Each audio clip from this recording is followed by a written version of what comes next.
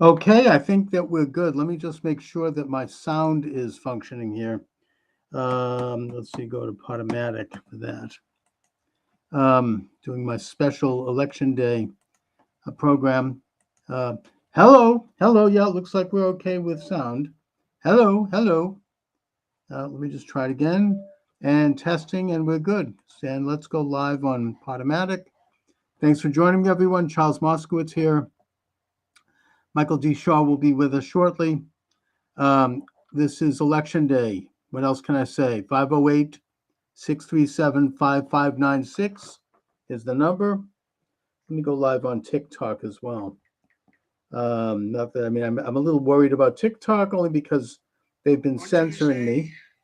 What can you say? They might shut down the program for reasons, but God willing, if Donald J. Trump prevails today, um, the censorship regime will take a major hit. They will not necessarily fall, but you'll have a major setback for the censorship regime. So, how do things look out there? Well, what is this? I don't know what the heck that is. I'm getting music from Live Fest. I don't want that. Um, Let me just go. I'm gonna shut down TikTok for now. I just try it again. I don't want to have anyone automatically come in. I'm going to cancel that and I'm going to go live again. All right. This is a live program. We're talking election. If anyone sees anything, knows anything, say something. Call in. What's going on out there? What's happening in your area? 508 637 5596. 508 637 5596. And I will put you on the air and you can report on what you're seeing, what you're observing out there. I am nervous after maybe I've been traumatized after 4 years of living in a regime where I've had to deal with censorship, I've had to deal with hatred, I've had to deal with threats. I just feel like we're so close, we're finally here, and this is a chance to take back this country.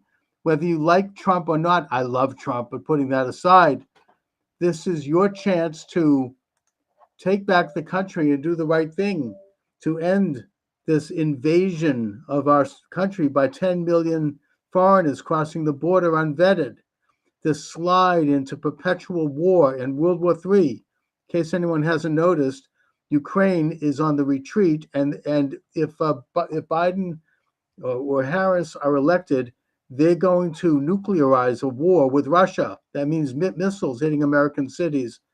Whereas Trump doesn't want war. He's a peace candidate. He wants to bring about a treaty of peace between those two countries by getting them together and forcing them to come to the table and each making concessions. That's the role, the traditional role of the United States. Do we want to have an economy where we haven't increased the deficit by something like $5 trillion, but instead we have a situation where we can, see inflation go down so that a McDonald's hamburger doesn't cost $15? It's really the choices are stark. Anyways, I don't really think at this point I need to make a pitch for Trump.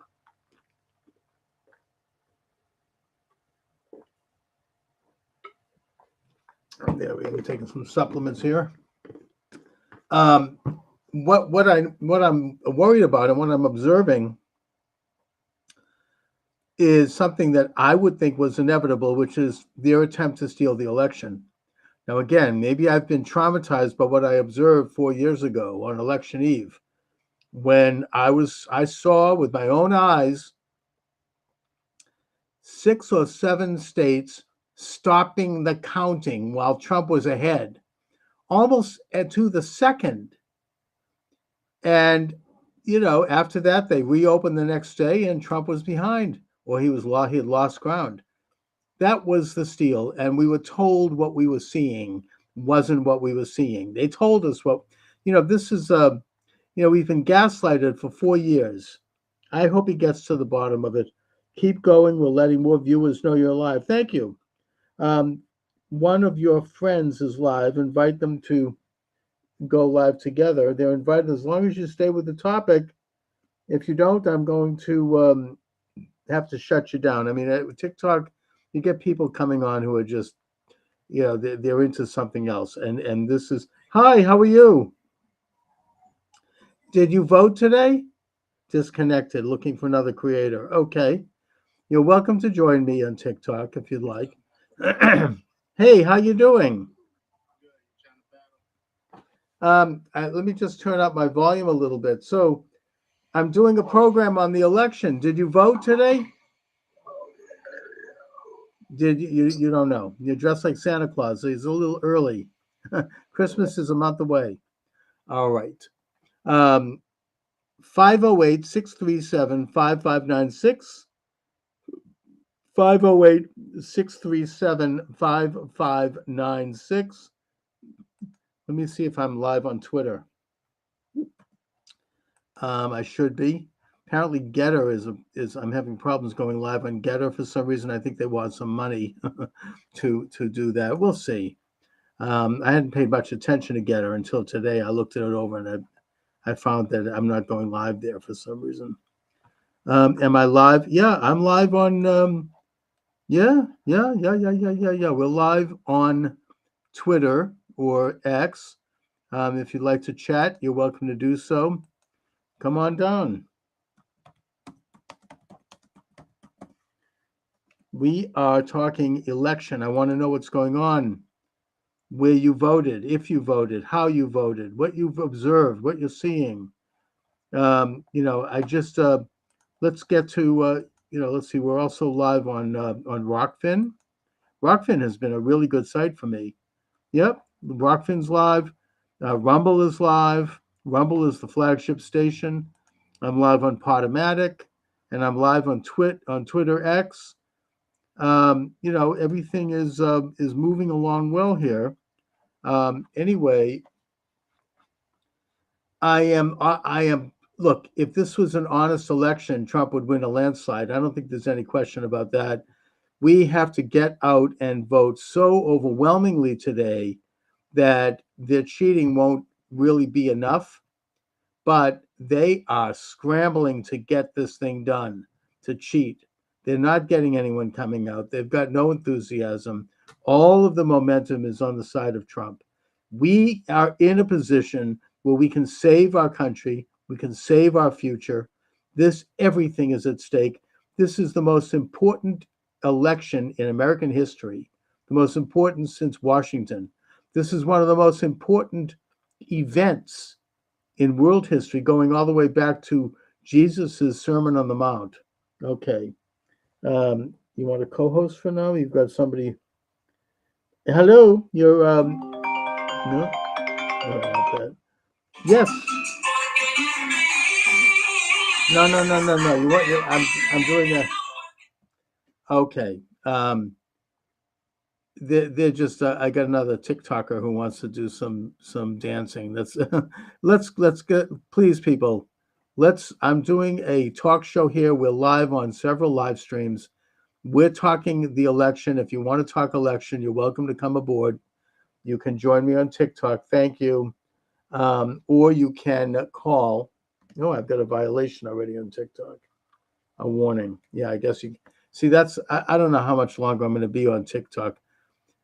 God willing, if Trump wins, maybe TikTok can be reformed and there won't be this Nazi-like censorship. I don't know. We'll see. 508 637 5596. If you'd like to join the conversation, 508 637 5596. You're welcome aboard. We're talking about, or you can join me through chat on multiple platforms, including Twitter, where I'm live, and Rumble, or you can come on down on well, Rumble is the good one here. That's kind of the flagship. And we're talking election. Have you voted?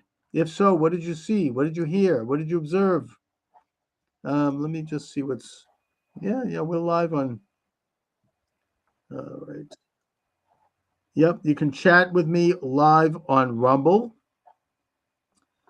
on Twitter, and on Rockfin, all of which are live. Or you can just call up old fashioned like they used to do back in the day when you had talk radio. You could call 508-637-5596. That number again is 508-637-5596. The Gateway Pundit shows frustration boiling as Pennsylvania voters witness, quote, non-English speaking citizens escorted past long lines to vote. Yeah, I mean, I wonder who they are. I think that you had actually John Fetterman, who's a senator from Pennsylvania, admit to Joe Rogan recently, the other day, that non citizens, illegal aliens, are registered to vote across Pennsylvania. That's what we're looking at right now. That's who they're going to use. Those are the votes. You have people who were registered, um, and their names are being voted, even though they may not even know it. I don't even blame them. Um, I think that this is underway. I think they are trying to steal this election. Now, if TikTok wants to shut me down for saying that, fine. I have said it. There it is. That's an opinion. I'm not stating it categorically. I don't have any evidence, hard evidence of it. But it appears to me, based on what I know and what I've observed over the past. Am I in PA? No, I'm in Boston, Massachusetts. Are you in PA? What's going on in Pennsylvania? What are you seeing down there?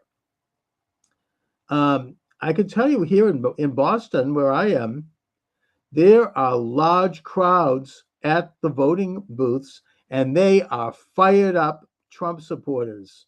You might actually see some surprises right here in the Bay State, the cradle of liberty. I don't think Trump's going to win Massachusetts, honestly, but if he makes some inroads and we see some more areas go red, so to speak, that could be of earthquake proportion in our politics here. We have a very leftist government here. I could get into that. That's a subject for another day. But suffice to say that the reports I'm hearing, initial reports, are that there's a lot of enthusiasm out there for Trump. And there's a lot of people showing up, and they've been waiting for this for 4 freaking years to put Trump back in and to get rid of this illegitimate regime. Anyway, in Tennessee, have you read? Good. What's happening in Tennessee? We're getting a note on TikTok. Have you observed? What are you seeing out there? I mean, are people enthusiastic? I mean, Tennessee is a bellwether state. I know it's red, but that doesn't matter. It's a key state. If without Tennessee, we can forget it. What's going on over there? You're welcome to join the conversation. Up. My access, my live has been removed. Okay, so we're done with Twitter. We're done with.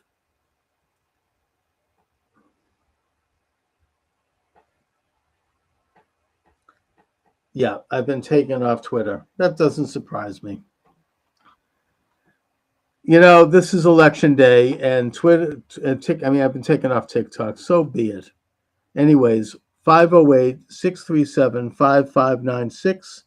508-637-5596.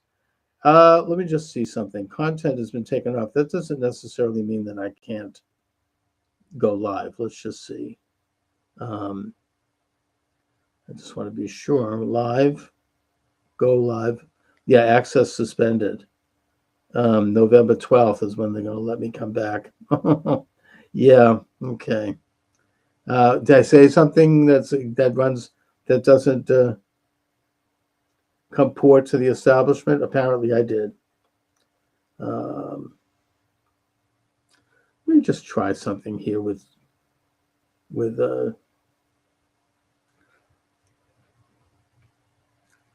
All right, let's just see. TikTok Studio.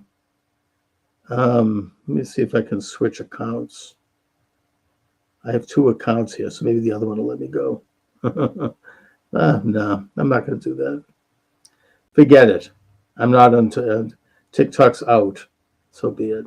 Damn. Um, all right. Anyways, so the Gateway Pundit says that a shocking scene reportedly unfolded at a satellite election office in South Park Ice Rink in Bethel Park, Pennsylvania, where early voters who had been waiting for hours witnessed van loads of non English speaking citizens allegedly escorted to the front by translators to cast their ballots.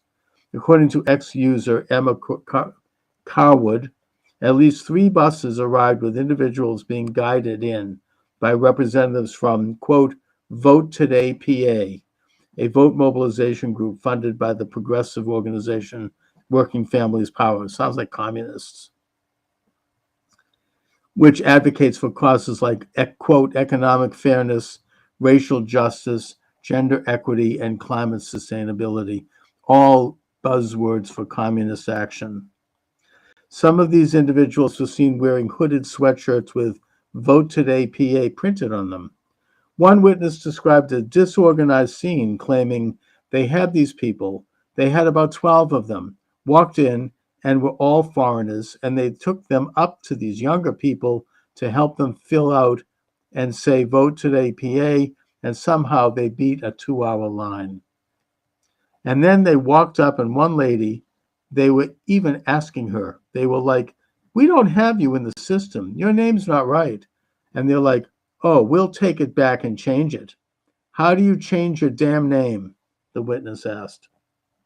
Another individual, Kathy, recounted her experience on X.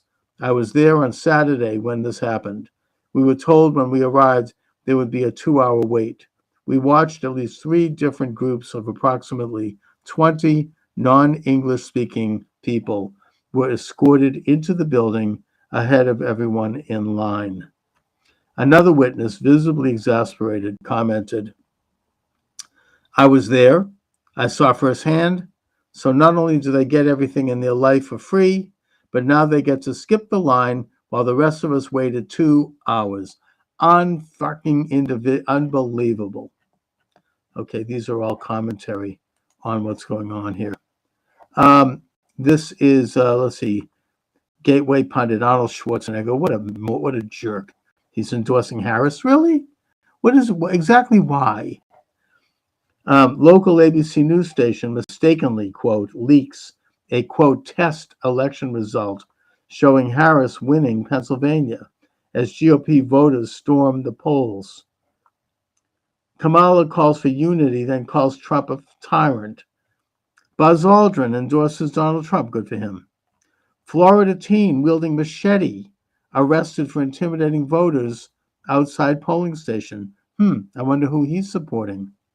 Congressman Keith Self, Pennsylvania's call for courage, why conservatives like Scott Perry are needed to save America. Kamala is collapsing. Kamala can barely keep her head up and looks absolutely exhausted after a light day of campaigning. FOIA finds FEMA funding millions to Illinois at the request of House Democrats. Why did FEMA get? Were they part of the Hurricane Helene? I don't think so. What's going on with them that they're getting FEMA? President Trump holds a rally. Great. Biden nukes Harris campaign, calling half USA garbage. We know that already. Trudeau on the edge. Bloc Québécois withdraws support for unpopular Canadian Prime Minister and his Liberals. Now works with opposition to topple his government. Okay, so if he's lost Quebec, he's lost everything. Honor and freedom of expression, a distraction from what's truly at stake in the U.S. election. This is about that comedian who said about Puerto Rico, the stupid comment. He should never have made it. Shameful. Kamala Harris makes a comment defending Joe Biden after he called millions of patriotic Trump supporters garbage. Trans kids' mental health no better despite dangerous drug treatment. Yeah, now they released that. I wonder why. Probably somebody leaked it. Anyway, Michael D. Shaw will be joining us shortly. You're welcome to join the conversation. 508-637-5596. 508-637-5596.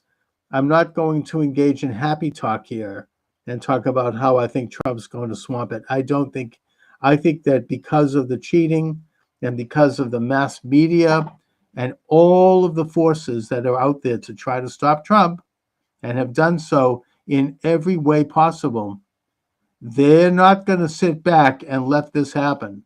I won't believe, I don't, I saw, first of all, I saw Raskin on with Bill Maher the other night, and I understand he's already drawn up articles of impeachment in case Trump does win. But what I would suggest is that if Trump does win, but if the Republicans, the Democrats are able to take the House, they're going to not only launch articles of impeachment, but they're not going to certify his victory. They just aren't. Raskin is fairly open about that. He also was promoting a radical agenda. He wants to get rid of the Electoral College. He wants to make Washington, D.C. a state, and Puerto Rico, which, by the way, probably would be Republican. And he wants to get rid of the Electoral College, which, of course, is really un-American. It means that the president will just have to run and be elected out of New York and L.A., maybe Chicago. The rest of the country will become irrelevant, will become unnoticed. Let's see, do we have notes? We've got chats. Your stream so really well. As a proposal for you, I will share your stream. You just see that. To kick community for you to hit 1,000 followers. Oh, he wants me to this is some ad. They're offering to do something in it. Yeah, they want to pay. No, thanks, but no thanks. I don't pay for anything. Yeah, I don't need to have. I don't need that. But thank you anyways. And nothing. There's nothing wrong with making a pitch. I just I don't pay for radio. I want to do it the old-fashioned way. Build up an audience as I go. I'm not going to. I just ain't going to pay. Anyways, 617. I'm sorry, 508-637-5596. If you'd like to join the conversation, come on down. 508-637-5596. Let me just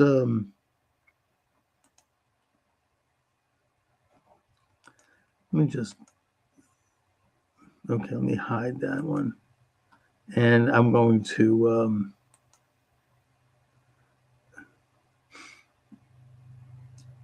all right. I'm not going to overlay it, but I'm going to.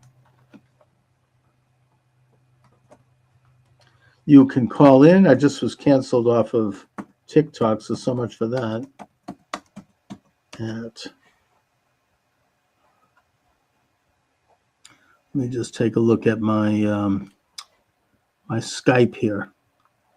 We have.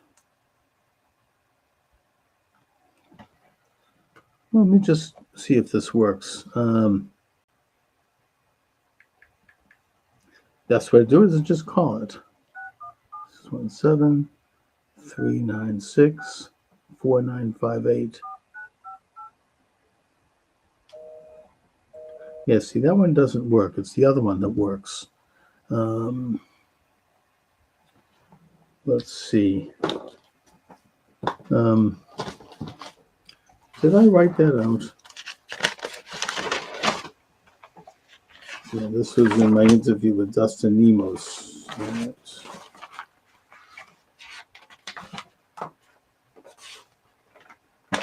Nah.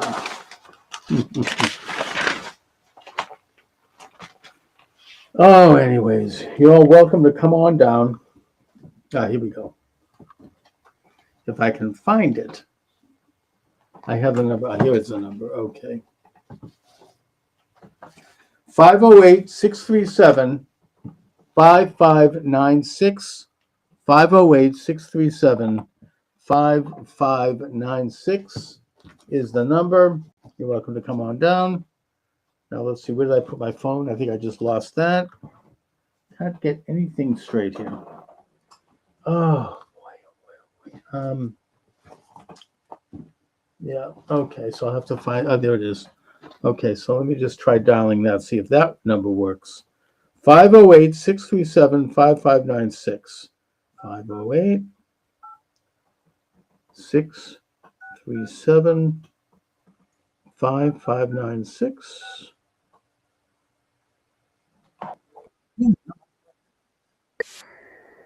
Yeah, that one works. So you're welcome to call. This is a live program. We're talking election. What are your thoughts? 508-637-5596. 508-637-5596 is the number. Let me just put that in there. 508-637-5596. And just enter. Call in at 508-637-5596. You're welcome to join the program. We are live. 508-637-5596. I used to do talk radio in Greater Boston at different stations, and then I kind of got out of it. I got involved with other things. I ran for office. I worked in my business. I had a family. I brought up a daughter. I had other activities. Then I kind of got back in. Now I'm getting back in more so with this online show. But that I immediately bumped into the censorship regime. It actually happened, and it really started happening in earnest in 2019, just the year before the pandemic.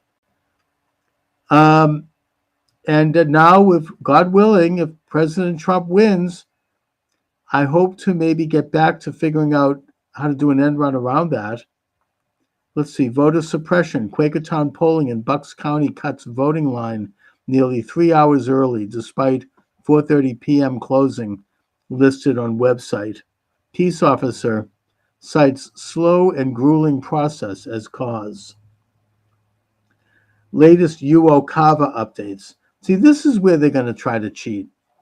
Trump is going to be ahead, and he may even, they've kind of set the stage so that he can't declare victory, even if he has won all these states, because they'll say, well, all the votes haven't been counted yet, which they'll keep counting probably for a week.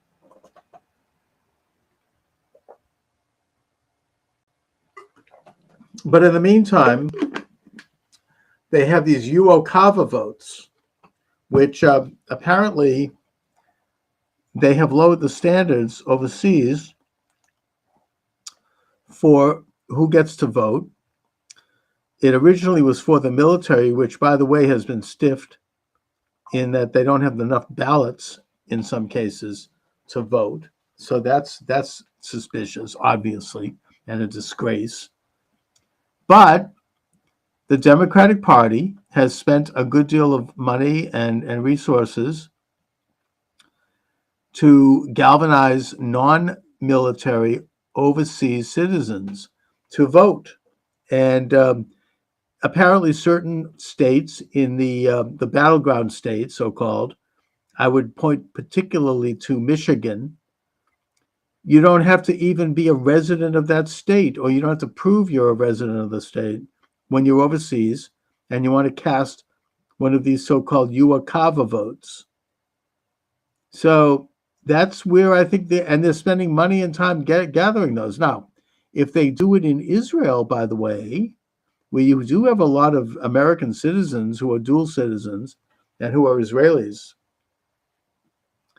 they're going to vote for Trump. So I don't know if they're really focusing too much on them. Let's see. TikTok notification. Yeah, TikTok has shut me down. Sorry about that, TikTok followers, but I ain't going to be on TikTok for another week. I'm in the penalty box. I don't know. Maybe they'll improve it. I don't know. By the way, if you're out there and you have some tech savvy, contact me. I might hire you. I need help to figure out how to get the stream live on several sites that I really could do this. Like, for example, Substack and Getter is a problem for me now. Used to not be. Um, and several others. I want to be able to expand the program, obviously, as much as possible. What else would I do, right? I mean, that's why I'm here. And, I want to be able to make hay. What can I tell you? Let me do something. Let me also go Twitter and see if I can get the live button going. I know I'm live on Twitter, but there's also this facility where I think I can anyway. Maybe not. Let's see. Twitter. I mean, here we go. Spaces. Yeah.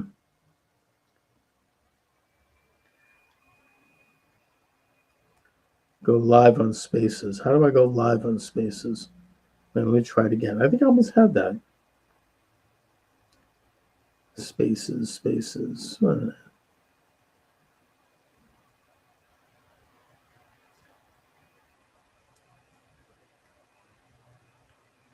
Let's see. Premium Spaces.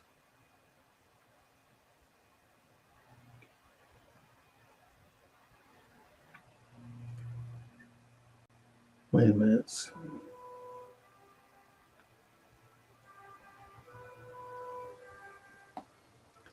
Let me just try it again here.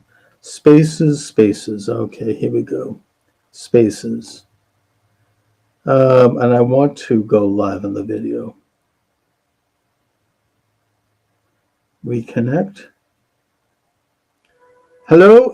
Let's see. Mic is off. Mic is on. Welcome to the program. Charles Moscowitz here. Let me just see if I can get video. I don't see video. MySpace. No video? That's fine. I don't need video. We're live on Spaces. If you want to join the conversation, you're welcome to do so. I'm also live on various live streams where you can. What do I want to talk about? What do you think I want to talk about? What else?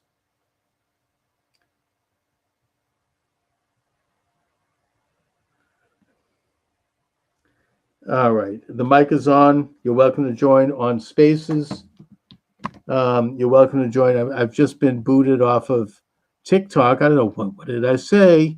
You can't know. That's the problem. Even if I did know, I don't give a crap. I am concerned about possible theft of this election. There are some troubling things going on out there. I don't believe that the powers that removed Trump in 2020 are going to lie down and let him win. I just don't. I mean, I'll be, I will be shocked. Maybe I've been, Steve Turley, who I follow and who's a good guy, he says that people like me, we've been traumatized. He understands it, but he thinks that we've been traumatized by 2020 and what we saw, and then all the hate and abuse that's poured out, and the destruction and the nastiness after that so-called victory. And he's right in one sense. Doesn't mean it's not true. Doesn't mean it's not happening. It is happening. I think they're trying to steal the friggin' election. I stand by that. I don't doubt that they are. I think they've tried everything, including 2 assassin attempts. They flooded Western North Carolina. They tried to bankrupt Trump. They tried to try him on bogus charges. They tried to bankrupt his family. They tried to harass him in every way possible, and none of it worked. And now they even stooped recently to calling him Hitler and this kind of garbage. Enough with the frickin' Hitler talk. Disgusting. These are the same people who are doing stuff that's would have made Hitler and his henchmen blush. Like, for example, castrating young children and removing young girls' breasts.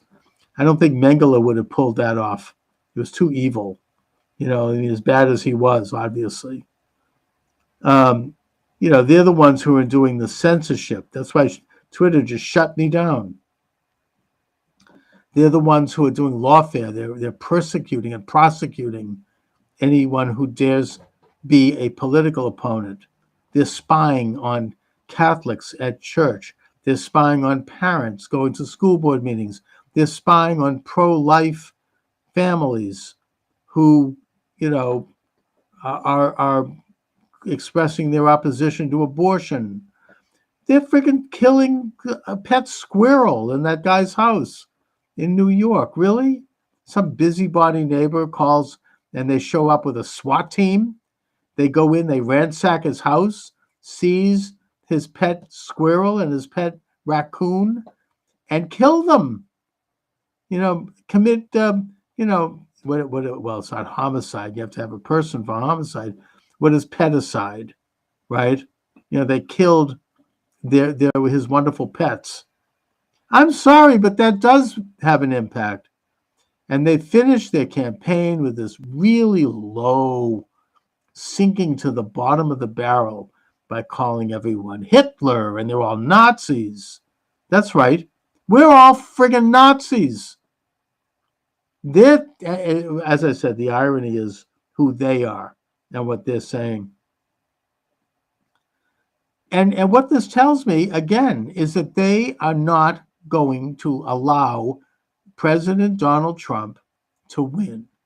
I won't believe it until I see it. I really won't. I'm sorry. But that's my position. I just, maybe, again, Steve Turley is right. Maybe I've been traumatized. I don't know. But that's what I see. And that's all I can go by. Let's see what else is going on here. Latest I talked about the UOCAVA updates. Benson is up to new tricks in Michigan. The widespread leftist ballot harvesting operations. Colorado's Jenna Griswold, who put Tina Peters in prison for 9 years for allegedly exposing the code of a machine. She's exposing a ton of codes. She should be in the can. Under fire for leaking voting machine passwords in 63 of 64 counties on the state website. What else is going on? Puerto Rican Trump supporters hold massive caravan rally in support of President Trump. That's in San Juan. Puerto Rico joke hyped by Dems and media has caused zero change among Pennsylvania Hispanics. Good. New Judge Cannon won't recuse herself from would-be Trump assassin. Andrea Mitchell announces she's retiring from her daily MSNBC show. Good riddance. White House spin after Joe Biden called millions of Trump supporters garbage is so pathetic that CNN isn't even buying it. He came out of jail mentally and physically sharper, Steve Bannon tells the Gateway pundit. He's back and ready to fight. Steve Bannon is really a great leader of this movement. I have been listening to him since he got out of jail. Every single show. Check it out. If you haven't been listening, check it out. He doesn't complain. He gets right back in the fight. He deals with signal, not noise, as he likes to say, goes right into the research. You can't get better than Steve Bannon. The guy is a powerhouse. He reminds me of growing up in Boston, these kind of Irish, tough, street fighting people, who Boston Irish Catholic vibe. And I mean that in the best sense, not the bad ones. There were a few of them too. But Steve Bannon, this moral power that he brings to the table is unprecedented. And he hasn't talked about the fact that he was a political prisoner for 4 months. He's busy with the campaign, but he did make one quick reflection on that. He said that while in prison, he was giving civics lessons in the rec hall, and it was wildly popular. Everyone attended. You had lines out the door. and that most of the people there were Black or Hispanic. And based on comments that were made and questions over time, and while, of course, this is anecdotal, but it's obvious, he came to realize that they despise Kamala Harris because they know that she was responsible for keeping them in prison longer than their sentences required in order for the corporate interests to get free slave labor in California when she was the Attorney General.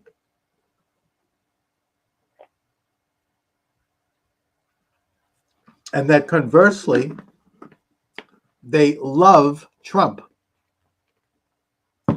because they understand that Trump was the author of the First Step Act, which released 10,000 predominantly minority men from prison for minor misdemeanors. Hello, am I on? Yeah, okay. Anyway, you're welcome to join the program. 508 637 5596. 508 637 5596.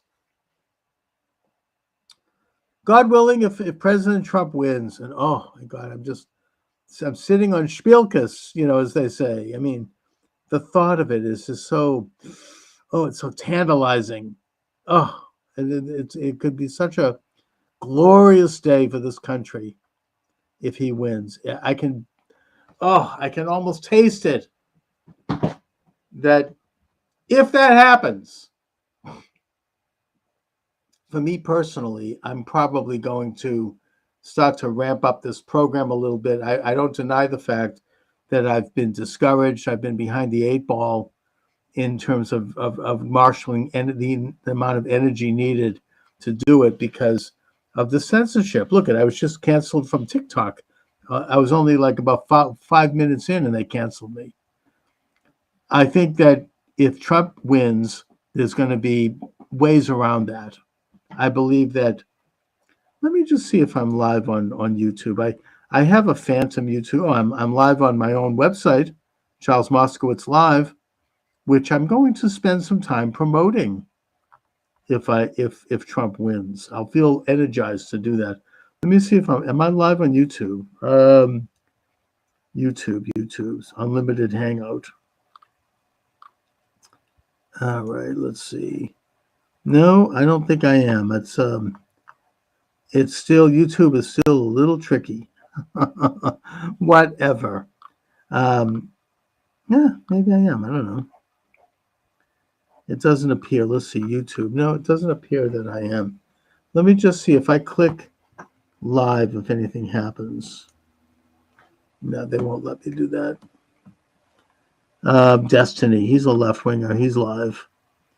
Yeah, they let him go because he hates Trump. I mean, it's this is they're all having live coverage. Okay, fine. Not live on YouTube.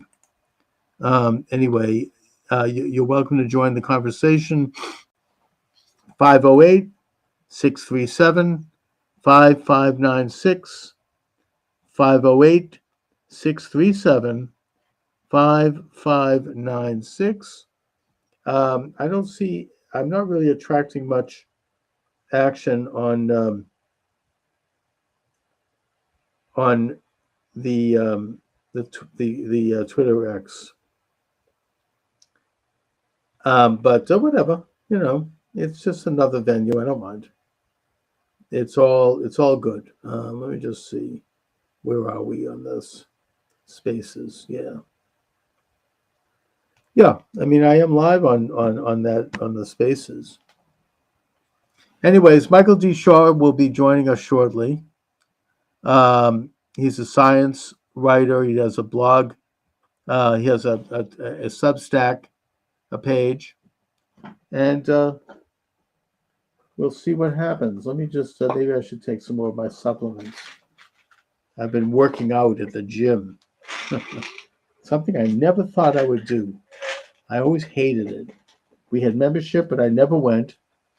But my daughter urged me to go and challenged me, and she kind of like, and I listened to her.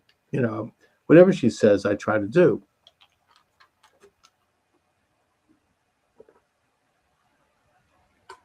And so I actually hired a personal trainer. And these things get more important when you get to be my age. And I think that the results have been astonishing. I find that I really like it. I look forward to it. I feel better. I'm doing stretch exercises. I'm doing good old-fashioned bodybuilding, pumping iron. I'm doing, cardio by doing the treadmill. I get to listen to Steve Bannon on the headphones while I do it. And I'm finding that I'm feeling better than I have felt in a long time, and I'm getting into shape.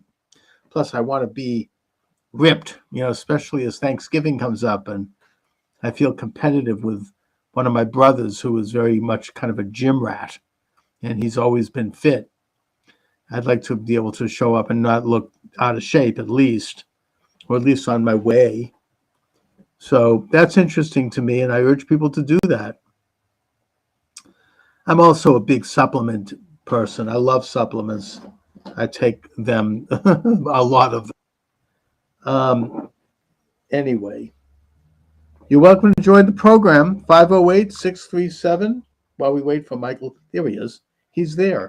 How do you like that? Hi, Mike. How are you? Hey, let me call out. Sorry. No, that's okay. It's kind of a casual. No. Here we are. All right. First thing. Yes.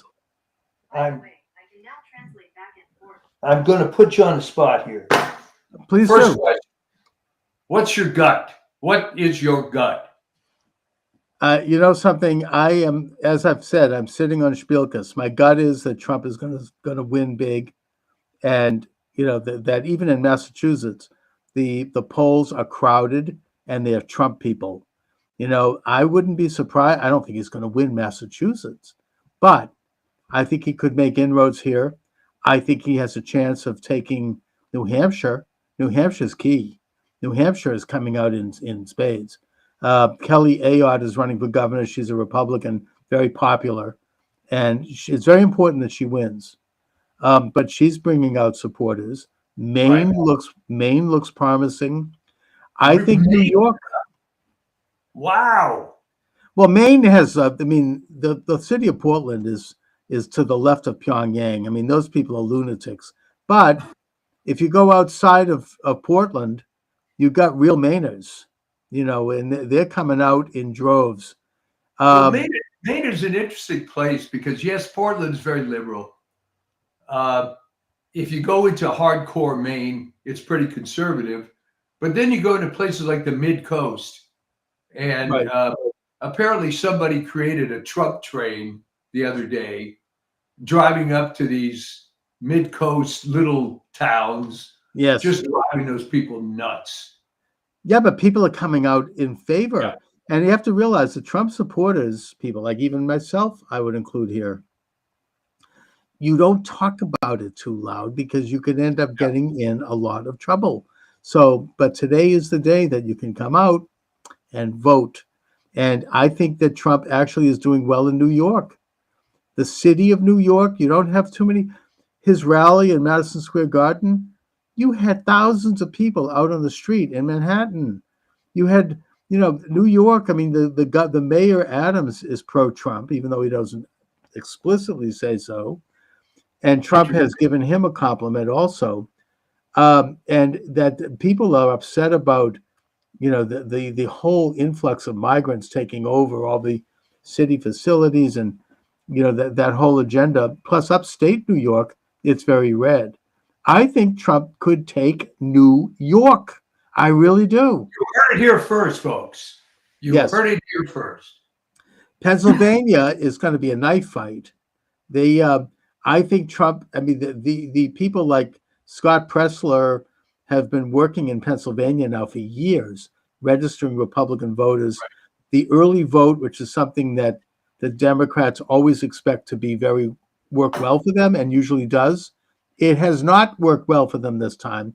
It's completely backfired. In every example, particularly of the battleground states, Trump's early vote was huge. People did come out and they were urged to do so. And they're not the usual type of voters. Today, they're swamping the polls. And so I think that if everything was on the up and up, Trump would win a landslide. He possibly could win, you know, about maybe, all of the states except for the far left. I mean, California, I don't think he could win because you've got 3 million illegal aliens voting. So that's gone.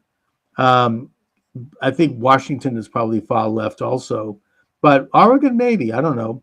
Hawaii, forget about it. But all of the West, I mean, even New Mexico, I think that Trump's making Mexico's it. in play. Arizona, but of course, Arizona, you still have the corrupt, rotten, Maricopa County.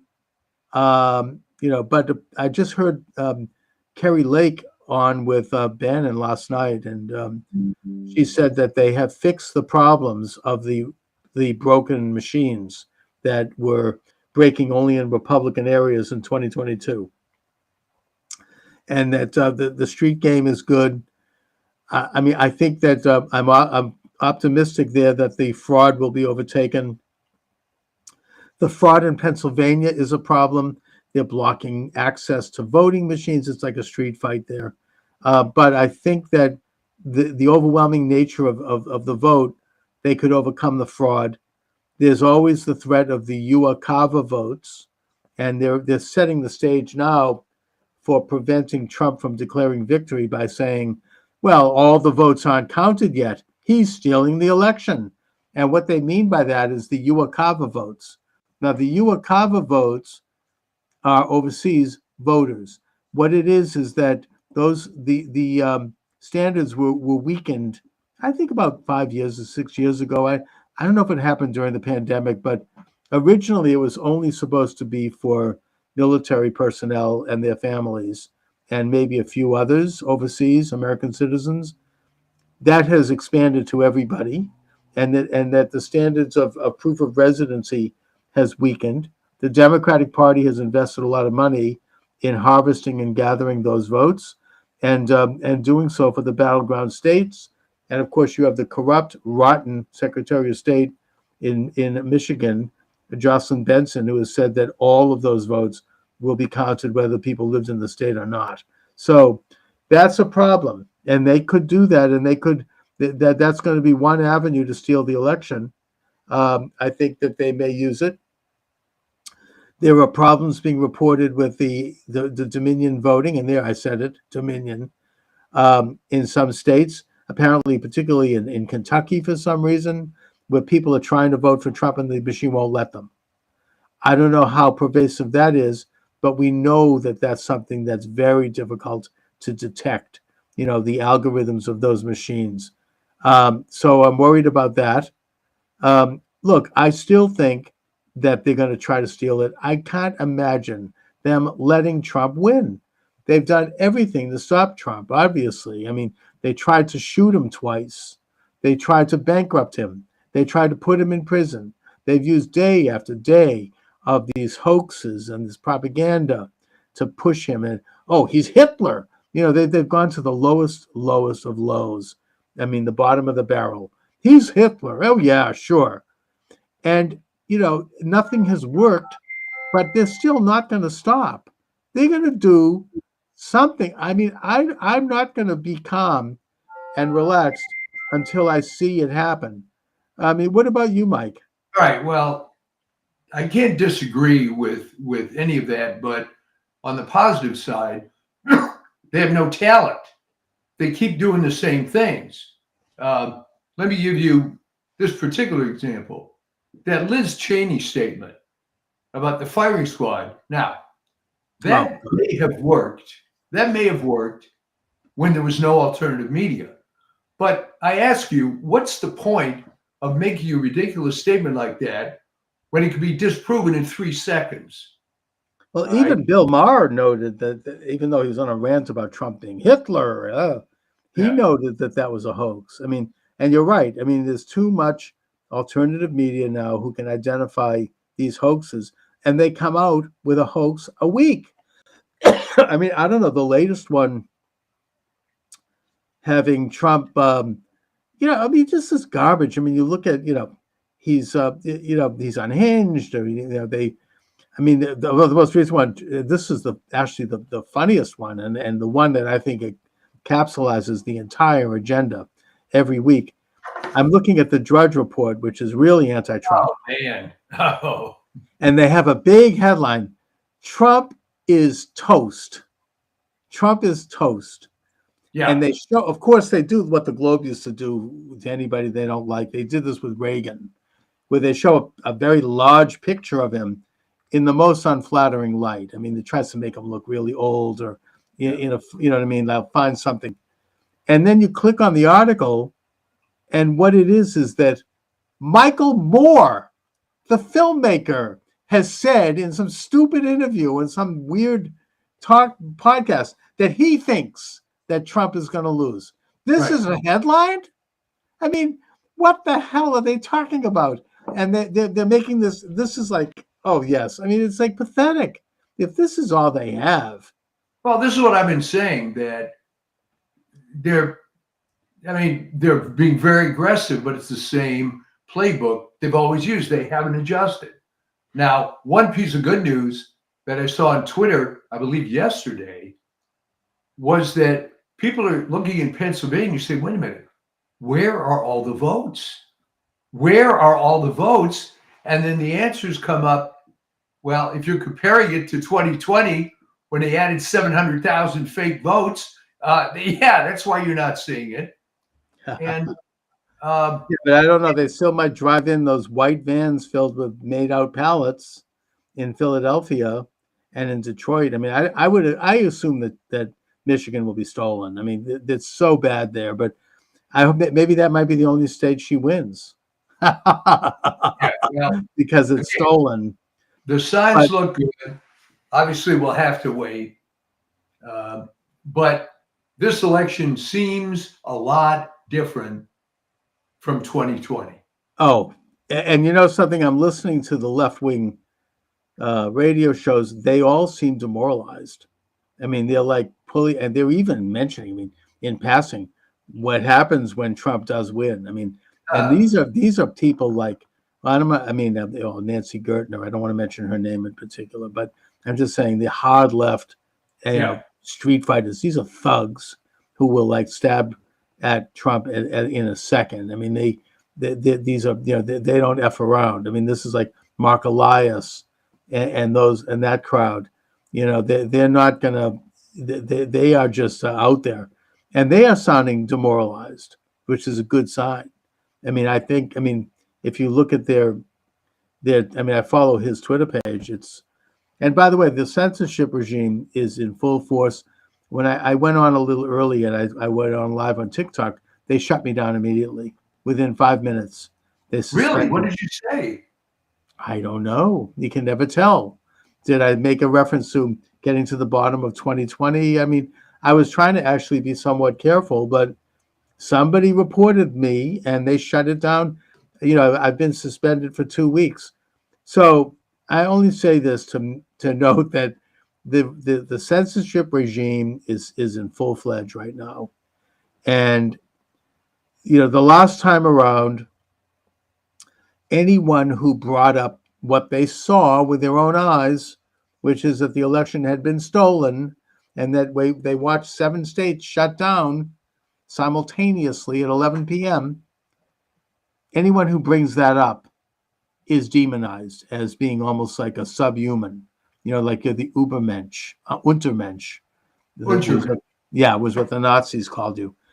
And that the media, rather than investigate, because they've never really answered what happened with there or some of these other things, they just launched into vicious ad hominem attacks on anyone who questioned that election. That whole infrastructure is still in place. They are setting the stage for demonizing anybody who questions the election now. I do think that. I mean, they're going to try to I keep it. don't think they have the power that they even had 4 years ago. It's pathetic.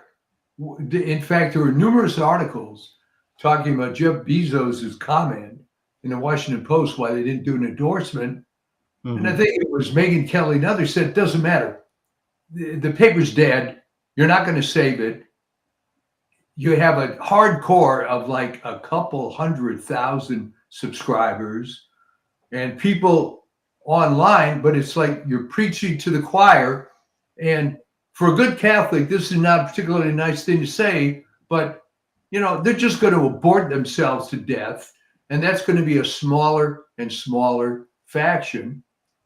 I I hope think, so. I mean, but Bezos, I think, knows this, which is why he's not endorsing Trump. And maybe there's a couple of other big names out there who are around now. I mean, look at Elon Musk was anti-Trump until recently, right? He supported Biden.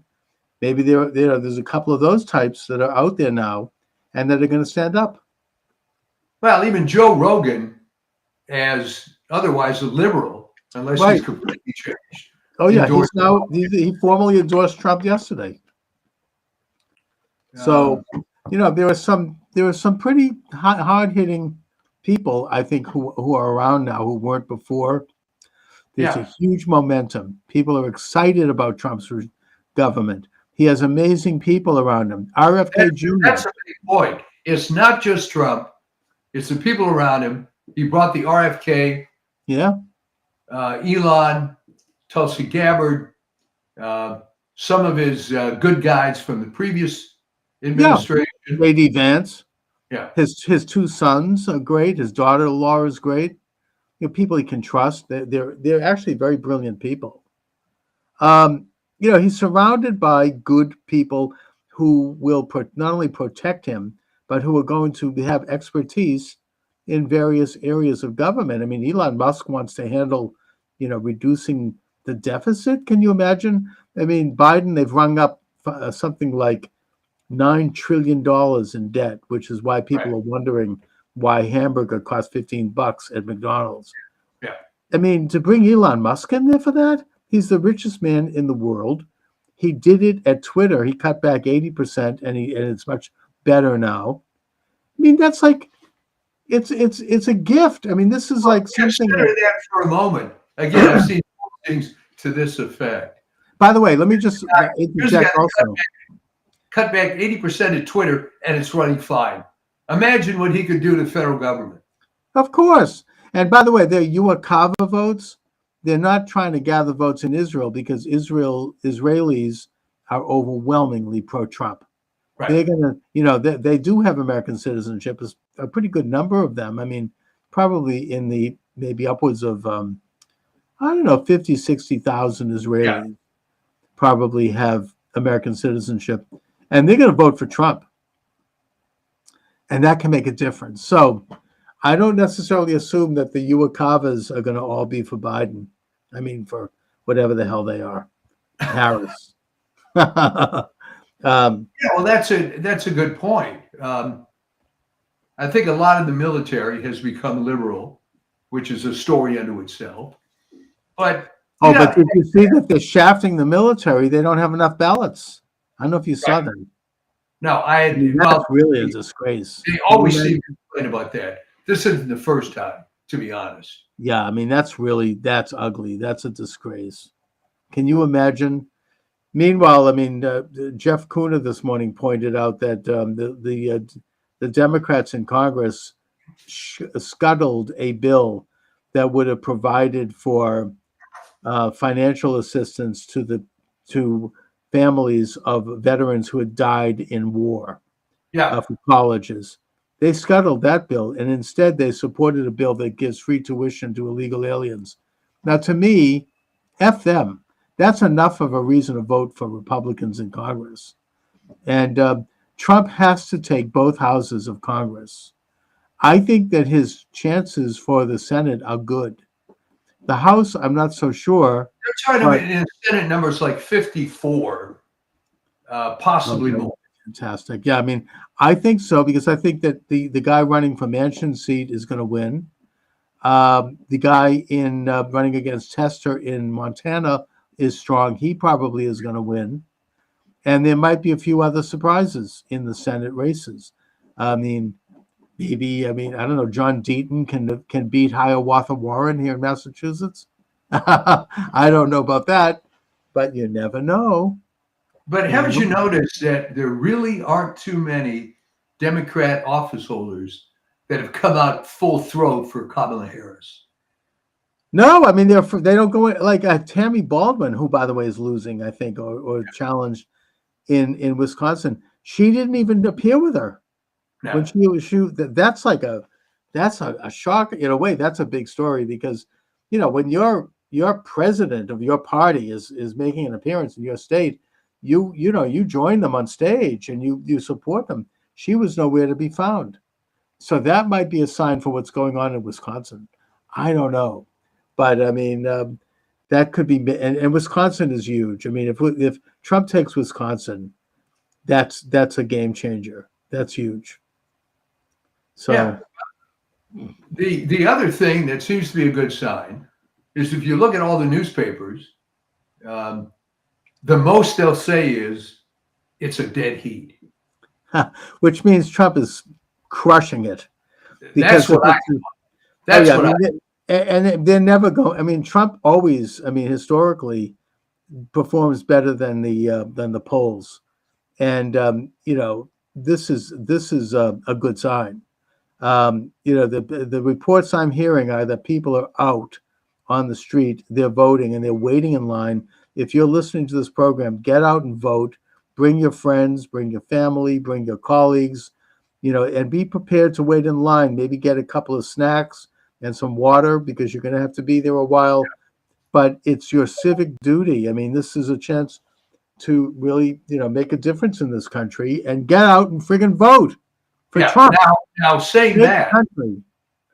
there's you don't. Well, today you do, of course, Yeah. but there are opportunities, of course, to early vote.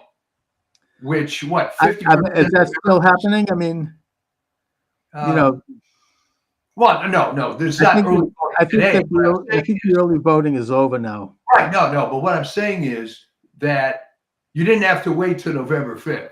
If you did, Right. you damn well better vote today. But on the other hand, you have plenty of opportunities or had plenty of opportunities to do it. And you should consider, because it's less of a hassle on these non so-called election days. So food for thought. Yeah, but the important thing is that so far the early voting has been in Trump's favor Yeah. across the board. Every single battleground state. I don't know so much about. I haven't heard any data come in from the blue states, but I don't know. I mean, I The think that, information coming in from the blue states is there are more Republicans voting early than ever before. so. Then yeah, and that's the so-called firewall for the Democrats. They always banked early votes early, and they were ahead going into election day. I mean, at least in recent decades, and now they don't have it. It's gone. Trump's ahead in all, certainly in all six of the battleground states, and he's gained in the blue states. I don't know if he's ahead necessarily, but now on election day, Republicans traditionally come out and vote. And I also assume that independents are breaking for Trump, and a lot of Democrats are going to vote for Trump.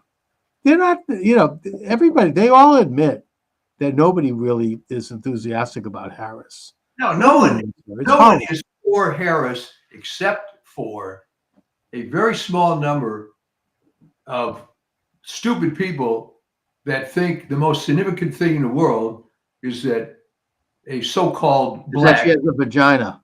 woman, president. They're voting for her vagina. Just like there was that core of people that voted for Hillary. Yeah. And all I can say to them, I mean, is what is her vagina going to affect the cost of hamburger? I mean, what the hell are people thinking? Well, here's the thing. I mean, I'm not a fan of Hillary Clinton, But I would have to say that Hillary Clinton had a lot more gravitas. Oh yeah, I mean, than- look, Harris is the worst. She's absolutely horrendous. I mean, she can't answer a freaking question for beans. Look, she's by the way saying, having said that, I think she's better than Biden, and I think that she's probably going to do better than Biden would have done had he stayed on the ticket, because Biden could not even barely function at all. I mean, the guy he's like gone. I mean, there's nobody home at all. Well, which begs a big question, Chuck. Who's the president now? Well, whoever has been president for the past 4 years is who's president now. We don't know. Probably George Soros, I would guess. I don't know. Obama probably. I mean, he's probably out there. And all those people are going to be swept away if Trump wins. The Obamas, the Clintons, the Bushes, all of them will be gone. Finally, relegated to the sewers of history where they belong. Well, let's talk about the Bushes for a minute. Interesting case. I Yeah. always hated them, but certainly GW was masquerading as a Republican successfully enough to win twice. Okay. Right. Now, why the hell didn't he just go off into the sunset, tell his damn family to shut up, and his legacy, such as it is, would have been preserved? But when his daughters and his wife come out in favor of Harris, and I don't believe GW is in favor of Harris. He's kept pretty quiet on that. Yeah. But what was the point? What good did that do for those endorsements? You know, I think that Bush has been affected by the same forces that affected Blackman that Nixon talked about. They are blackballed, they're hated, they're denounced, they can't hold their head up at social events, they've been uninvited, they can't go to church probably without holding their head up. And I think that got to them. I think Bush has had, I mean, there was things got pretty ugly for Bush particularly in that final year. I mean, I remember that they revved up that hate machine. Yeah. That was pretty tough, and I don't think that the Bushes are set up for that. I mean, they're like, they're country club, people were like denouncing them. So I think that has a lot to do with Bush. I think that his daughters, one of whom is in the media, I think she's on NBC, I think. Yeah. They want to be part of the beautiful people. They want to be invited to the fancy parties and the dinners, and they want to see. It's funny, Chuck. What I often ask people is real life more like high school or college? And of course, the answer is high school. And I mentioned this in my latest piece. Why are all these celebrities lining up for Harris? All right. The younger ones, the people on the way up, I understand they have to be part of the cabal. Exactly. But Harrison Ford. Oh my God! What a Harrison Ford, 84 years old. He's never going to make another movie. I know he's a washed up. Than God. So, what's the point? What's the deal with him? He's a washed up actor, and he's now coming out. It's just, and Schwarzenegger is one of the worst. Oh my God! I mean, he really? Was. No, that was. I think something happened to him. Because this was a scuttlebutt going around California when he was governor, that he was ruined by Maria, who was a true believing Democrat. In fact, the funny, and again. Plus, he stuck in the babysitter, putting that aside. Yeah, I mean, there were the story that went around that I thought was hilarious, and I'm sure is true, is when Maria Shriver was in college. I don't think I ever mentioned this on the show before. She was staying in some dorm or whatever, and she happens to encounter some fellow student. Right. Well, yeah, I just got a new car, and the payment's a little high. I hope we're going to be able to do it. Maria turns to her and says, "Payments? People buy cars on payments?" And oh yeah, well, talk about silver spoon in her mouth growing up. Yeah, well, a silver spoon and brain dead. Yes. I know a lot of rich people, and they're not that stupid about common man things like that, you know, unless they've been sheltered their entire life. Well, I mean, apparently Kennedy never carried a piece of change in his pocket. No. He would go out and people would have to pick up the check. He'd be at church, and when they passed the pew, the thing, Yeah. he'd have to hit the guy next to him. Could you give me a 10 or something? You know. Oh, by the way, we are live. You can join the conversation. 508 637 5596. 508 637 5596. I see that Alex from the Donut Factory has just joined us on YouTube. Alex recently hosted me debating Dustin Nemos on his program. Really good debate. Alex, you're welcome to come on if you'd like. 508 637 5596. I'd like to hear from people about what they're seeing and hearing out in the field. Did you vote today? What was it like? What are the lines like? What are people saying? What's going on, especially in Pennsylvania? Oh yeah. Pennsylvania is almost turning into, it's almost a civil war. Well, I mean, you got, you know, there was some thing with Cambria County, Pennsylvania, where they're now going to have to keep it open till 10 p.m. I understand. Yeah, but now they're not. I mean, they've already tried to. They only put like 2 or 3 people in there. There is a war going on in that state. They just had somebody's reporting. I mean, the Gateway Pundit, that people are in line for hours, and these buses are showing up with people who don't speak English, and being done by this radical leftist group who hired them. And they're being ushered into the front of the line to vote, and they don't even know their name. You know, they can't even have a name listed there. So, you know, they are trying to pull it off in Pennsylvania. I know that we have a very good street team there. I mean, you know, I don't know if they're going to overcome it. I mean, you know, you've got Scott Pressler is out there. Jack Posobiec is out there. He's from Pennsylvania. You got teams of people. Charlie Clerk is out there from Turning Point America. I mean, there are people, you know, we're not taking Pennsylvania for granted. There's a huge team of people crisscrossing that state and watching everything. And I think that the Republican National Committee, you know, they've had their problems, but it's a hell of a lot better than it was under Ronna McDaniel. Now they have hired hundreds, if not thousands, of lawyers who are ready, just like Youngkin did in Virginia. Yeah, that was brilliant.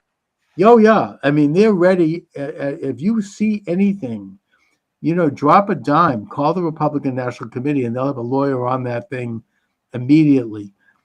They've got teams of thousands of poll workers, people watching the counting rooms. Already, the corrupt, you know, Soros-backed, Southern Poverty Law Center-backed Secretary of State Benson over in Michigan, that beautiful blonde woman, she has already tried to block people from going into the counting rooms and has failed. So, you know, it's tough. I mean, those people. Isn't this though? I mean, they're going to stick a stick in their back. Isn't this good news in the sense that they realize they've got a street fight? Yeah. And the problem is they got a street fight against people that have already been bullied. That's right. And they're not going to take any crap this time around. Yeah. People are like, you know, they're just, you know, we've been waiting for 4 years for this. And I just don't think that they're going to pull that. I mean, you know, I feel encouraged by that. I just think that even with that, though, they're not going to roll over. They're not going to let this happen. You know, I can't imagine it. Do you think that they've got something up their sleeve? I'm sorry, but I feel uneasy about it. They don't care. I mean, they didn't care last time. They don't care this time. They want to hold on to power. If they lose, they all could end up investigated and in jail, like they did to Steve Bannon and Peter Navarro. I can't wait to see them being called to testify before Congress. Let's see if they do it under oath. You know, it's like they know they're in trouble. You know, they're going to be investigated. There's going to be an investigation. Here's a model for this. on the ridiculous deal with Trump and the loan with Deutsche Bank, uh, when it came up to New York Supreme Court, Mm-hmm. the case started falling apart like a house of cards. Yeah. To the point that, and there's video on this, I found it very amusing that toward the end, the lawyers for the plaintiff were begging the judge, don't sanction us. I saw that. He looked like he was about to cry. Yeah. He's like, I have a family. I have supporting. Oh, yeah, yeah. So I think that you're going to see some rats leave the sinking ship. I think you're going to get some tell-alls. There's already a whistleblower, by the way, in Detroit, a young black man who is saying that they're stealing it in Detroit, just like they did last time. They're putting names out. They're creating fictional people and voting those people. Yeah, I don't know if there's any way to overcome that completely, because once a vote is cast, it's done, which is why I think that probably they'll hold on to Michigan. I mean, it's just too corrupt. I'll tell you the way to overcome it in the future is you put these people in prison that are doing this. Well, that's right. And we should tell people, and I think the Republicans have done a good job, even with commercials. If you cheat and you're caught, that's a felony. You're going to go to jail. If you're an illegal alien and you get caught, you're going to be deported.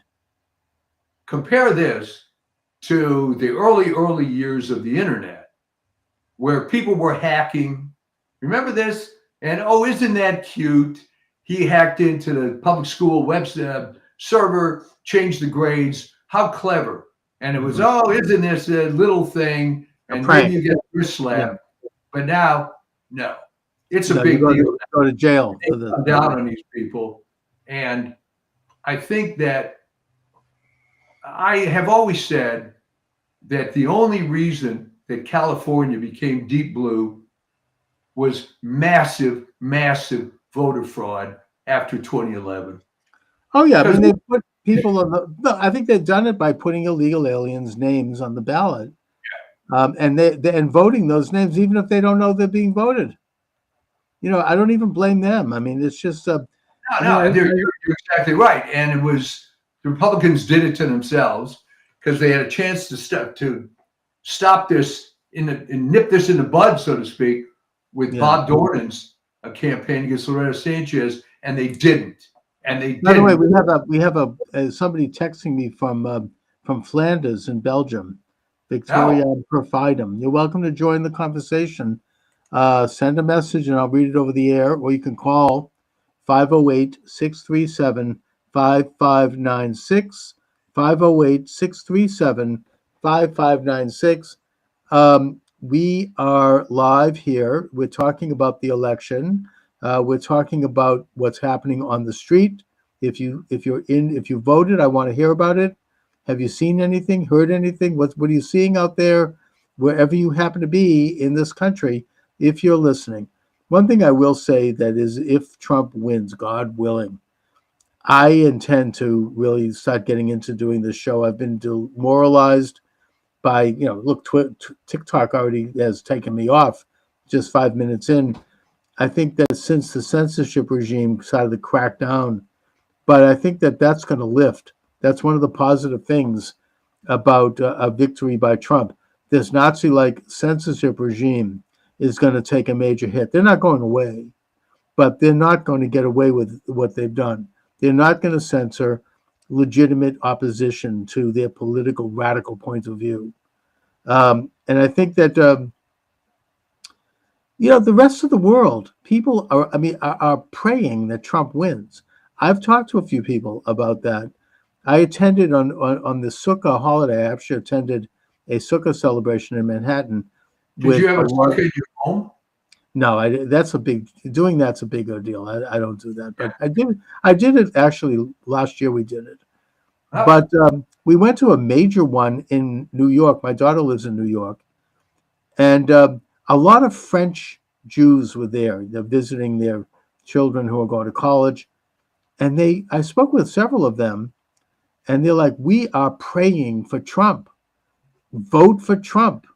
They even said it to my wife, and my wife said, you actually make a case. I would not listen to my husband, of course, but you make a case.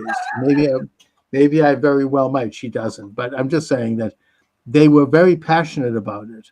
Well, they We've had, should be. The country has been overridden, yeah, and overridden by anti-French foreigners who, and in Europe, it's a, anti-French and anti-Semitic. Let's not kid oh yeah, ourselves. definitely. And in Europe, it's a bigger problem than here, but that could be us, where you have an influx of large numbers of people who are not interested in assimilating into your country, but who are creating their own nationalism within your country. Now, I don't think that's happened here. By the way, the Muslim community in Dearborn, pro-Trump. Oh The yeah, Somali community in Minneapolis, pro-Trump. They've come out. Thank God for them. Thank God for the Muslims. Thank God for the Palestinians and for the Somalis. Get out and vote. You know, they basically isn't said, that an interesting turn, though? Isn't that an interesting turn?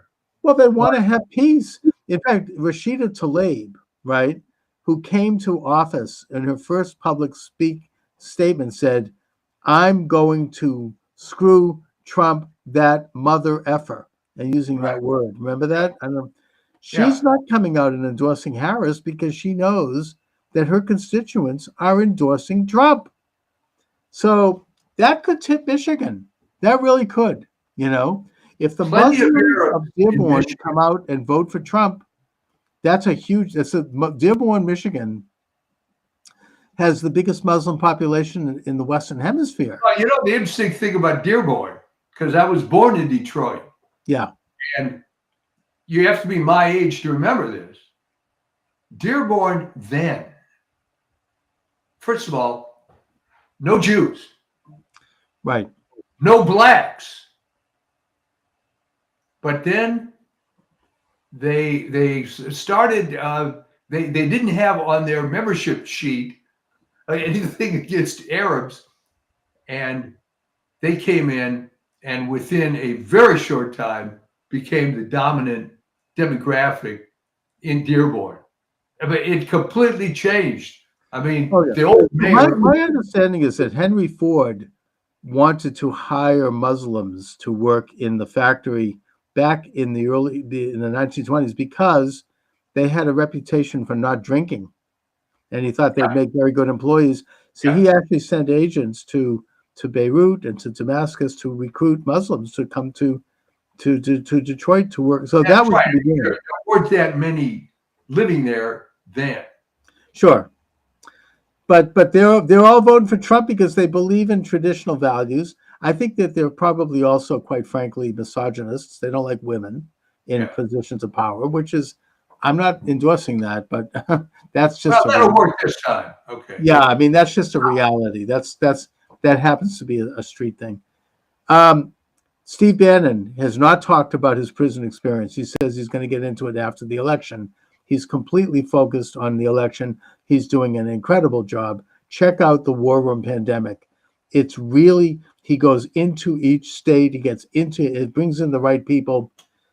The one thing he did mention about his prison experience was that he said that while he was there, he was giving these seminars in the rec room, these civics Right. lessons, and that they were hugely popular. People were lining up to go. These are prisoners, most of whom are black or Hispanic, and that this may seem anecdotal, but he said they despise Harris because they all know that when she was Attorney General in California, she kept prisoners, particularly majority of whom were black men, in prison longer than their sentence required. They could have gotten an early release because she wanted to have cheap labor for her leftist support, the leftist supporters of the Democratic Party out there Yeah. who, I mean, this is, they're going to have slavery practically.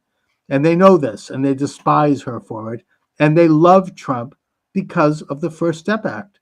The First Step Act, Trump worked personally on that and getting that across.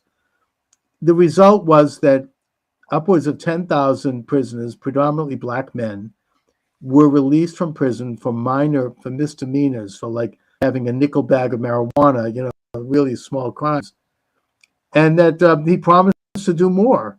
So, that's I think black men are not supporting Harris. They hate Harris, and I think Well, Hispanics. that's exactly right. She made her bones, such as it is, by going with tremendous and stupid zeal on relatively minor drug cases, putting tons of primarily black men in prison. Yeah, Uh, to put more notches in her belt, and she was very emblematic of the cartel of the criminal justice system, which is horribly corrupt. It just exists to prosecute drug offenses, to enrich defense lawyers, and keep incompetent judges on the bench. It's a whole mess, and she was a big part of it, being right. involved in the largest state in pursuing that. So I don't really know what her bona fides are, to be honest. Hmm. I mean, she has not once talked about anything other than being, quote, black and female. Right. She's not talked about a single accomplishment, of which she doesn't have any, in her entire career. And Yeah. the Really. only Exactly. so the only reason to vote for her is if you really hate Trump beyond all reason. Mm. But do you really hate Trump enough to put her in? I think people are tired of the Trump hatred. I mean, they're going to still have their hardcore cult, Trump derangement cult. That's going to be there. But I think And that, you're never going to change those people. and who So cares? I mean, I think the numbers for them have eroded. It's becoming, most people are just getting sick and tired of it week after week, year after year. And they're like, this is enough for me. I mean, how long can you sustain that kind of irrational hatred? I don't think people are buying it. They didn't buy the whole convicted felon thing. Everybody saw that was they were persecuting a citizen. And then when Trump, of course, is like, he's a brilliant media person. Let's face it. I mean, he's like P.T. Barnum, and I mean that in the best sense. He knows how to work the crowd. I mean, coming out with the mug shot, right? When he gets shot, standing up, fight, fight, fight. I mean, Trump has instincts in terms of how to be a public figure and how to inspire people. The garbage truck, these things, the McDonald's takeout window. He's brilliant. I mean, he really knows how to do the business of politics. and It reminds contrast me of, yeah, I mean, contrast with with Harris. I mean, Harris when there was a chant, Kamala, Kamala, and she said, okay, now everybody yell their own name. and everybody sat there in silence. Yeah, Trump is like, it's like the novel The Last Hurrah, which is about Boston, Boston politics, and it showed this great skill that the fictional character had there. It was based on James Michael Curley, who was he actually won re-election while in prison because he garnered this. He knew how to work the public. I mean, he knew how to do things that would connect with people, and that's a great politician. Trump has that, and I think that's served him well. I think he's gotten he's better not at it. corrupt like James Curley, but Right. Well, James Curley, I mean, he had a few. He lived, he had a few beans went in his pocket. Okay, but the point is that he also was a great populist, and he connected with people, and there are similarities. Trump doesn't need the money, but Curley was somewhat corrupt, although they probably went after him because he challenged the Protestant establishment at the time, which he was scathing. He called Saltonstall horseface. I mean, he and all these old Yankees who were running Boston. Curley was, in a way, it is similar to Trump. I mean, in a way, and he was a memorable figure. My grandparents loved Curley, because I mean, Curley is the guy that originated the notion of having ethnic groups dominate the city so the WASPs would move out. which they did. except Yes. Beacon Hill. But he pushed them all out. I mean, John Kerry was like one of the last Yankees left, and maybe Bill Weld when he was governor. I mean, they were the last of the breed, and they were not the best ones either. But but No. but no, Curley was a brilliant politician, and I think that there are similarities with him and Trump. And he got a lot done for the city. He really, it was amazing. Um, anyway, Well, that I we, mean, that was the model in a sense for Richard Daley, right? That okay, you can right. be corrupt, but things have to work. As long as you get something done, I mean, Yeah, people are yeah, willing to turn a blind eye. Everybody knew Curley was, making a few bucks on the side, yeah.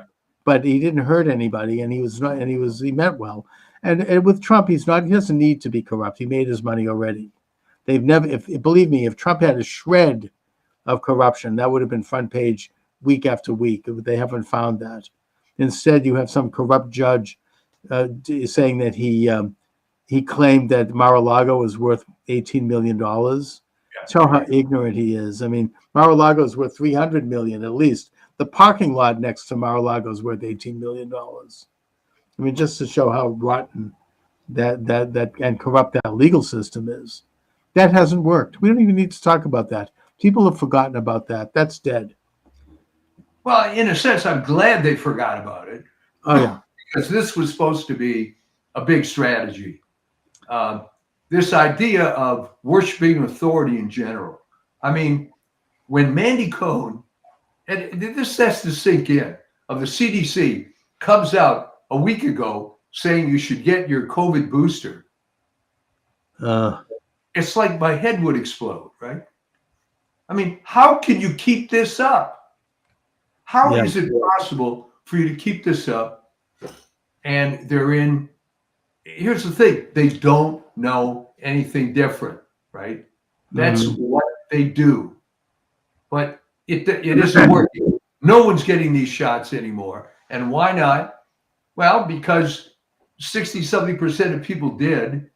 A lot of them had side effects. Some of the side effects were horrific. And people thought, it's sad, but I can't trust public health anymore. Now, as one who was writing about public health for years, well, I had come to that conclusion a long time before that, the thing that made me write off public health was when they came out against vaping as a method to stop smoking. And then I realized this is so corrupt. Oh, that's so stupid. Well, we'll get RFK going in there with a scalpel and clean up that whole mess. He's one of America's preeminent environmentalists. He has a record as a lawyer of winning cases against the big pharma and against environmental violators, and that's a great thing. I mean, I think that he could bring in a lot of people from the old left, right? I think you're right, because people that have opened their eyes, seeing, as they say, they've been red pilled. Yeah, well, but it's red pilled in a good way, in the sense that, I think I mentioned this last time, that my oldest son said, like, what the hell is wrong with Republicans? Why have things gotten this bad? And I said, well, the first thing is, look at who these so-called Republican presidents were, going as far back as you want.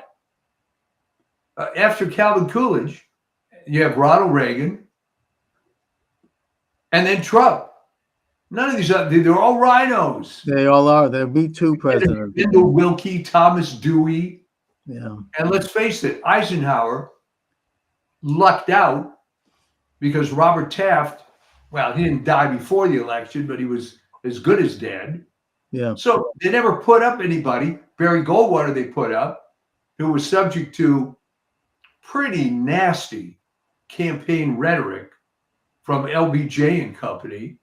Remember with that famous the Daisy commercial? He vote for Barry Goldwater, he's going to blow up the world.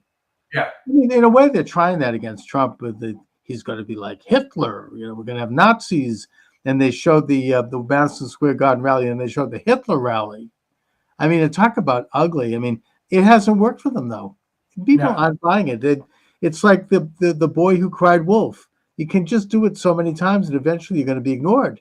They're not. No one's paying any attention. It's like here they go again, the latest hoax. It's just a. They're not. It has no traction. Well, it has no traction. But then I point out who was stupid enough to come up with that anyway. The Hitler thing.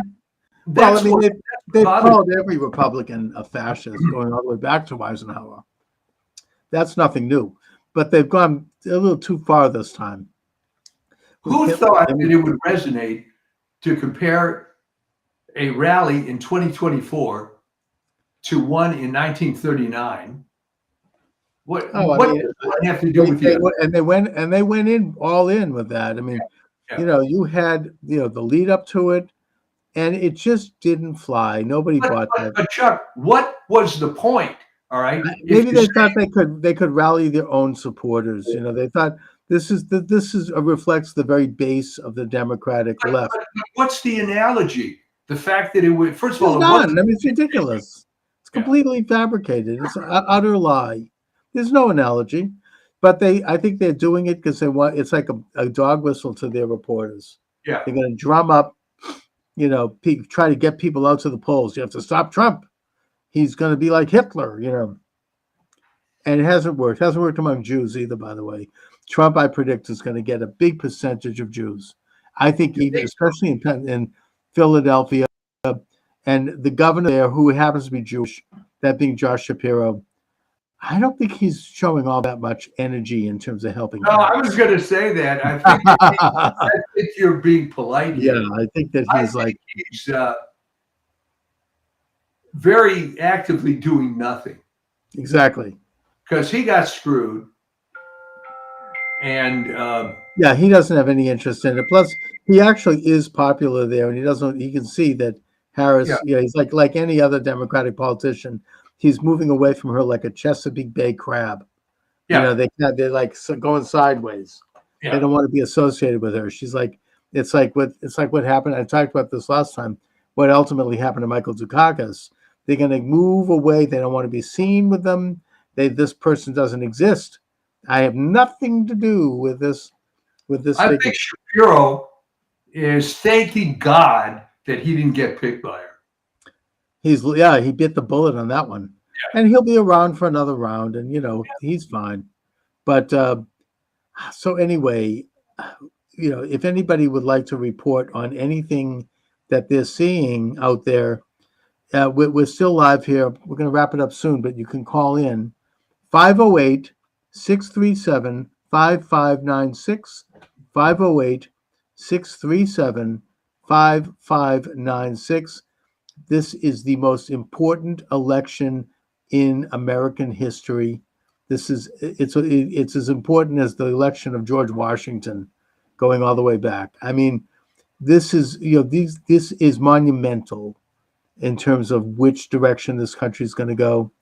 You have, domestically, you have somebody who wants to come in and stop this crazy, inflation, which is leading America into like Banana Republic territory. Internationally, we're on the verge of World War III.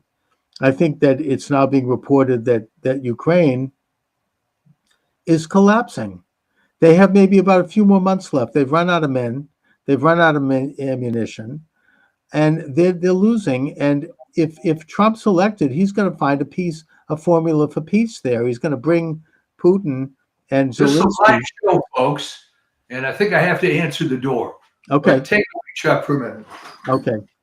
He's going to bring Putin and Zelensky into a room somewhere, probably Camp David, and he's going to force them to come up with a peace and stop the war, stop the killing, stop the fighting.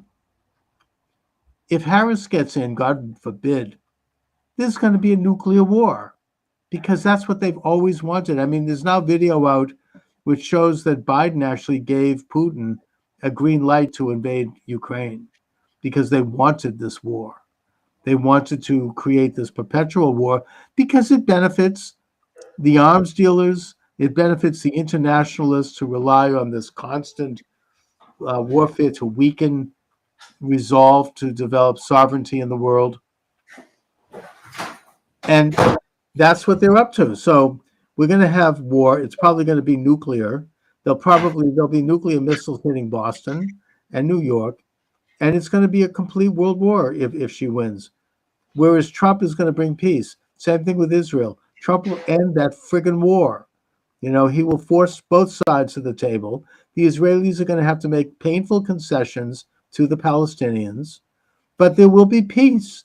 They will. I mean, Biden released something like, it now turns out to be $850 billion in monies that had been retained by Jimmy Carter going way back to Iran. They immediately funneled it into Hezbollah and the Houthis and Hamas, which then invaded Israel with that terrible genocidal invasion. Why did he do Because that? they believe in perpetual war for perpetual peace. That's why the policy that was mentioned by historian Charles Austin Beard back in the 1920s, who, by the way, was attacked for being an anti-Semite. They tried to destroy his reputation. He was a great man, not an anti-Semite. No, they want to create war in the world. I just was mentioning that it's now come out, this video that shows this, that Biden gave Russia and Putin a green light to invade Ukraine.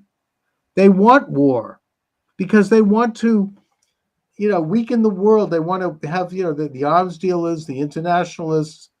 They want to have this perpetual state of war. Well, here's a good question for you.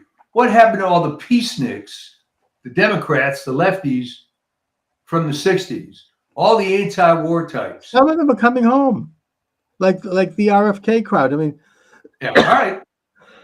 Some of them are waking up. It may not be too late. Probably most of them are gone. But there is some, I think there has been some awakening of people to this internationalist illuminated agenda that seeks to weaken sovereignty, to weaken the United States, and to turn us into a province of the world. That's why they're inflating the dollar. That's why they're engaging in international war. That's why they're telling municipalities that men can be women and women can be men. This is all part of this bigger agenda. And Trump is openly and articulately countering it. To me, it'll be a miracle if he wins. It'll be an event that proves that there is a God. It almost makes me want to become Christian. Hey, I mean, I don't know. The greatest Jew of all time, maybe. Yeah, I know. I'm just saying. I only say that because it makes me become a believer in God in all of the forms. It's just something miraculous. Here's something to think about on this military-industrial complex. The term created by Eisenhower on his 1961 farewell address. I'm thinking that he developed a lot of guilt feelings at that point, that he was part of this massive cabal of death and destruction, which, worked out well for the U.S. maybe, but he could see it was not ending. And it was I agree. I think that he did decide to spill a few beans at the final moments of his administration. He waited for the evening before he left office, and JFK was sworn in. Literally the 11th hour. Yeah.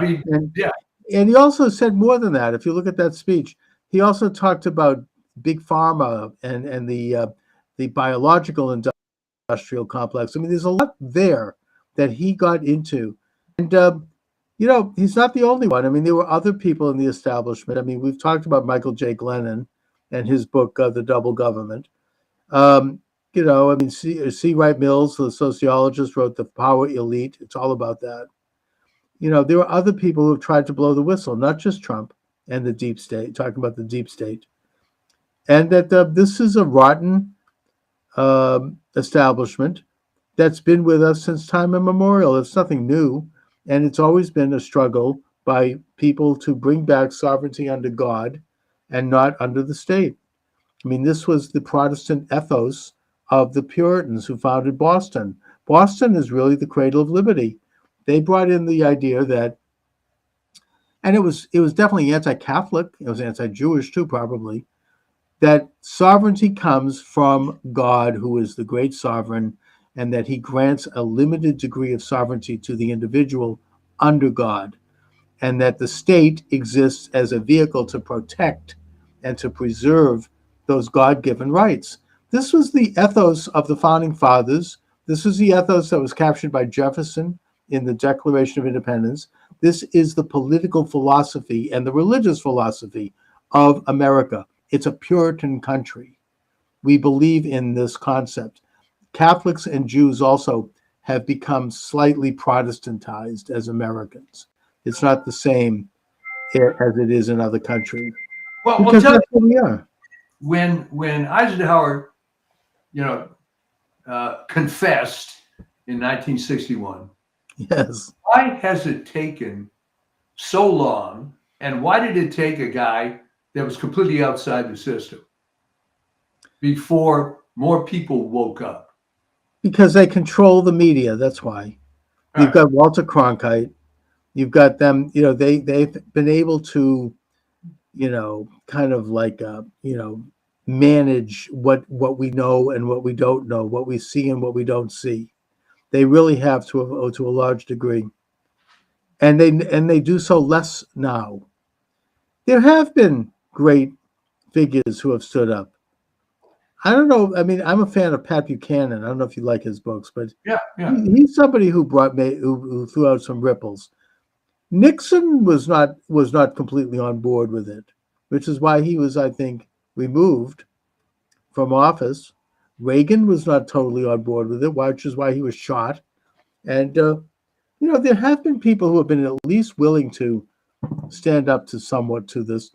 Rush Limbaugh, the late Rush Limbaugh, he didn't go so far as to like completely expose everything he knew because he knew that they'd pull the plug on him in about 5 minutes.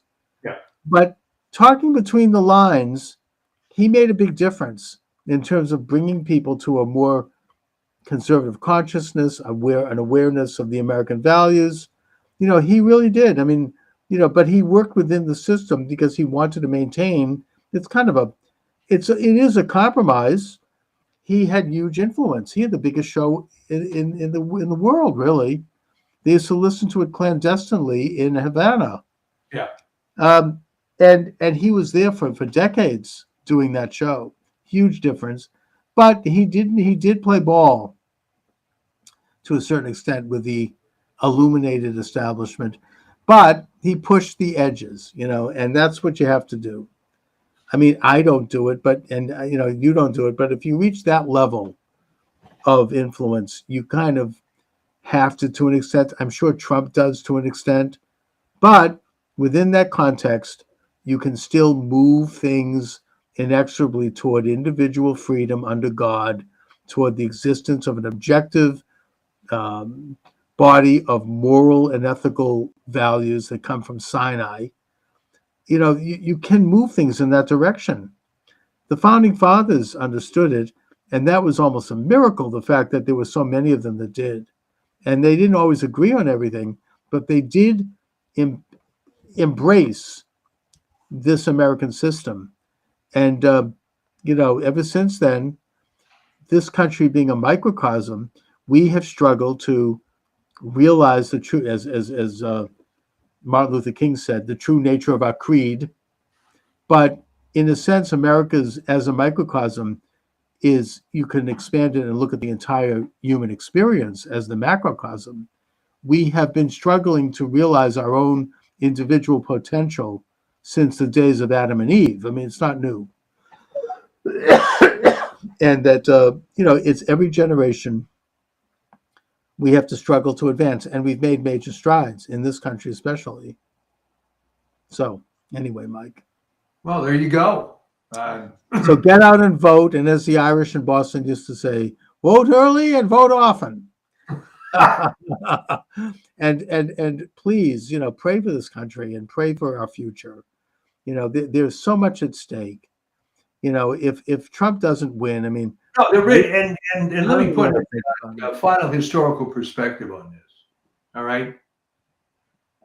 Consider how consequential the election was of 1912 when Wilson came in. Great, How it great example. transformed the country, uh, and no one's looking back at this point. All right, that's where all this left wing stuff came from, and it just marched on and on. That's a And great example because that year the entire country changed. yeah, Wilson was an open and self-avowed socialist, and that we've never been the same it was since. open and self-avowed racist too. Oh yeah, and he was an internationalist. He got us involved in World War One, which is unnecessary. He basically embedded the United States into this international agenda. He was very open about it, and there were people around him who were even more open about it, like Edward Mandell House, who actually who coined the phrase "New World Order." Yeah. And he did it. He got in there through trickery. I mean, they convinced Teddy Roosevelt, who I think was a great man, but he had some weaknesses. He had an ego, to come in and run, as a bull moose, and that split the vote so that Wilson could be snuck in. They implemented the income tax. They implemented a reform so that the Senate would no longer be appointed by the states, which removed state power. They reduced the size of the U.S. House. They implemented the first social experiment, which was prohibition, Yeah. right? Who the federal government should have no role in whether our people drink. They implemented World Part of War. all this is he was an unmitigated disaster, and the election of that guy changed the course of the United States, and not for the better. Oh, absolutely. I mean, he implemented, as part of the Income Tax Act, you had exemptions for foundations and nonprofits. That's the only way they could get it through. Yeah, the multi-billionaires could park their money and use it to influence our politics, buy politicians, hire their layabout children for fat jobs, create this aristocracy in this country, this informal aristocracy. David Horowitz from the Horowitz Center has done a good job of writing about that. And just generally speaking, it's been a shift in sovereignty from the individual to the state. It's a big subject, maybe too big to get into, but you bring it up very well, Mike. But right now, if you haven't voted, Yeah, you got to vote. you bring it up well because that is what can happen. There can be a major change in the way we see ourselves, the way we govern ourselves by who is elected. It does matter. It's significant. That's a good example in 1912. We can't That's let right. that happen again. Anyways, Mike, I'll talk to you next week, and God bless America. Get out and vote. Let's not have any illusions.